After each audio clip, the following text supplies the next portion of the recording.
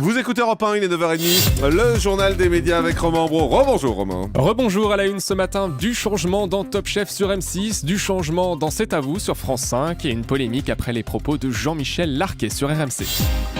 Et tout d'abord donc cette information exclusive Europe 1, de gros changements dans le jury de Top Chef à la rentrée. L'émission cuisine profondément remaniée, y compris au niveau du jury. Selon nos informations, 4 des 5 membres ne rempileront pas pour la saison prochaine. Thierry Marx ne reviendra pas comme on vous l'avait déjà dit ici même sur Europe 1, mais Christian Constant non plus. Il va se consacrer à son restaurant, idem pour Guylaine Arabian qui rend son tablier. Et Cyril Lignac lui aussi ne pourra pas assurer l'émission pour des contraintes d'emploi du temps. On devrait néanmoins les retrouver tous les 4, mais juste pour des apparitions, pas en tant que juré. Seul donc le chef Jean-François Piège restera dans l'aventure l'an prochain, épaulé, on vous l'a dit, par Philippe Etchebest. La production travaille en ce moment sur le casting des nouveaux jurés.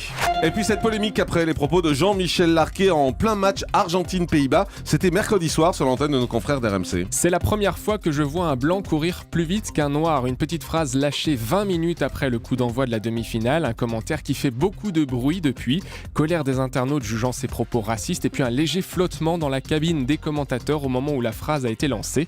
Écoutez, c'était donc mercredi sur RMC. Néerlandais, c'est pas vrai, un corner ça. pour les Argentins. C'est la première fois que je vois un blanc courir plus vite qu'un noir. Ah bon Bah l'Avésie a pris une guille de vitesse. Oui. Non, mais Mais comme quoi, il n'y a pas forcément de règle, hein, Jean-Michel. Non, mais bon, c'est... Ici, si tu regardes le départ des 100 mètres de la Je finale pense que des Jeux Christophe Olympiques... Lemaitre court plus vite que Claude Makélélé. Voilà, extrait d'RMC mercredi soir, une polémique qui enfle depuis plus de 24 heures et qui était d'ailleurs le sujet du débat de Léa Salamé hier soir sur iTélé. À cette occasion, son ex-confrère de TF1 Pascal Praud est venu sur le plateau et a tenu à le défendre. Pour lui, cette phrase s'explique avant tout par la différence des générations. Je pense qu'effectivement, c'est une phrase qui lui a échappé. Jean-Michel, c'est quelqu'un qui est de 47, c'est un homme qui a 65 ans. Donc voilà. Donc c'est un rapport, je trouve, qui s'exprime là, mais il ne faut pas en tirer des conclusions définitives. Vous savez, les frontières, comme toujours, les fractures, elles sont souvent générationnelles.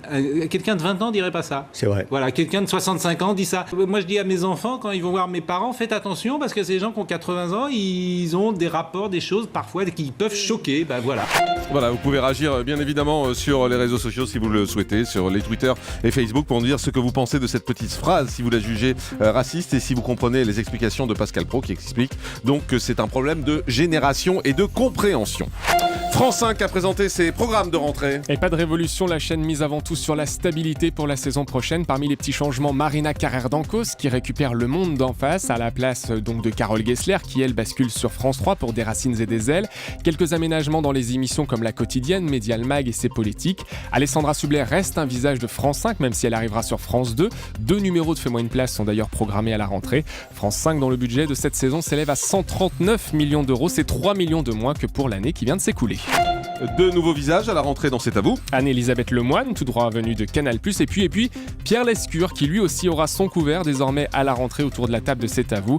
Il rejoint la bande d'Anne-Sophie Lapix. Par ailleurs, contrairement à ce qui avait été évoqué, Anne-Sophie Lapix gardera bien la présentation de C'est à vous les lundis où elle présente Mots croisés sur France 2. Anne-Elisabeth Lemoine ne sera son joker que lors de ses congés ou ses vacances. France 3 réfléchit à un retour du magazine Striptease. L'émission qui vous déshabille, c'est le slogan de cette émission culte qui a disparu des grilles de la 3 depuis presque 2 ans maintenant, une série réalité plus vraie que nature, en immersion chez les gens et qui était diffusée les lundis en deuxième partie de soirée. Et bien d'après Media+, la chaîne serait actuellement en réflexion pour faire renaître Striptease à l'écran, l'une des marques fortes de la 3. Des discussions seraient notamment en cours avec les producteurs. Et puis un départ à TF1, celui de la directrice de la télé-réalité, juste avant Lancement de Secret. Oui, Angela Laurente qui quitte donc le groupe TF1 qu'elle avait rejoint en 2002 après le Loft. C'est à elle qu'on doit notamment pas mal de succès de la une comme L'île de la Tentation, Mon incroyable fiancé, Greg le millionnaire, Koh-Lanta, Secret Story, Qui veut épouser mon fils et Baby Boom. Seul ombre au tableau Carré VIP qui avait été déprogrammé en 2 semaines, je vous le rappelle. Angela Laurente va maintenant créer sa société de production et de consulting. On connaît le nom du remplaçant de Nathalie Yanetta sur Canal+. La journaliste partie à l'Elysée, c'est donc Thomas Touroud qui a été choisi pour la remplacer. Il prendra les commandes des soirées de Ligue des Champions en plus du before du Grand Journal en quotidienne. Et comme il ne peut pas tout faire, il abandonnera la présentation de l'équipe du dimanche, remplacé présentée par Messaoud Benterki. Jennifer, enceinte à la une du magazine Elle. Oui, la chanteuse qui pose avec son joli ventre tout rond, mini short blanc et marinière. La coach de The Voice, traquée par la presse People, a donc décidé de s'afficher en une d'un joli magazine féminin.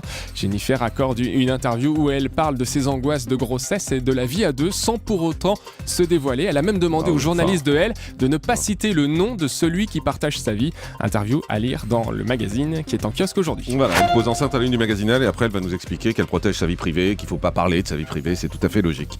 Une petite frayeur hier pour les journalistes qui suivaient François Hollande. Oui, des journalistes en plein Hollande Tour pour suivre le président. François Hollande qui avait fait le déplacement sur une étape du Tour de France en raison de la proximité avec le chemin des Dames au lieu de la Première Guerre mondiale. L'occasion de rendre hommage une nouvelle fois aux combattants de la Grande Guerre et problème sur la route puisque le minibus qui emportait les journalistes a perdu une vitre sur le trajet, provoquant la frayeur de tous ceux qui étaient à l'intérieur. Et ils se sont donc retrouvés sur le bas-côté de la route, dans le fossé, à attendre.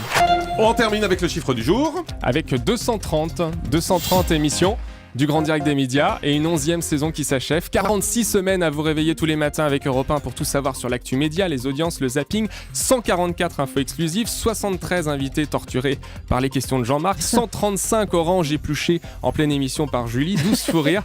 Voilà, place à 6 semaines de vacances maintenant pour vous deux, pour revenir l'année prochaine avec 3 heures d'émission entre 9h et midi. Et dès lundi, c'est Thomas Joubert qui vous accompagne tout l'été puisque le Grand Direct continue. Effectivement, le Grand Direct ne s'arrête jamais. Merci beaucoup. Le Grand Direct des médias, Jean-Marc Morandini.